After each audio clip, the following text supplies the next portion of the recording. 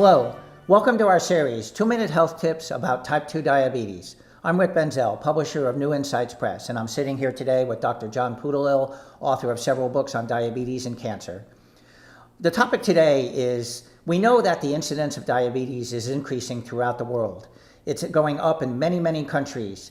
So my question for Dr. John is, how could you explain why the incidence of type 2 diabetes is increasing throughout the world? It's a very important question to understand because most of the scientific literature or the experts say it is a lifestyle condition. That means not enough exercise and bad food. Mm-hmm. That is what they claim. How can it be bad food all around the world? Because the cuisine is so different in India, in China, in mm-hmm. South America, in Africa, in the United States, mm-hmm. but everywhere the incidence is increasing. And right now in the United States, there are 30 million people with type 2 diabetes. In India, 100 million. In China, 100 million and counting. Mm-hmm.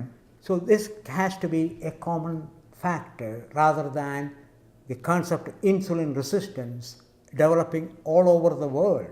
As if to suggest that people throughout the world, or at least some people throughout the world, are evolving to be insulin resistant. That does not make any sense. It doesn't make any sense. Exactly. So we need to have a common feature or commonality, and that common factor is grains. Grains. Right, because about 60 years ago, there was green revolution. The amount of grain production in the world increased threefold or more, and everybody has access to cheap foods made mm-hmm. with grains. Right. As you can imagine, throughout the world, our diets have changed. More and more people are spending their money on buying fast foods, lots of sweets, and foods that contain grains, snack foods, donuts, pizza, pasta.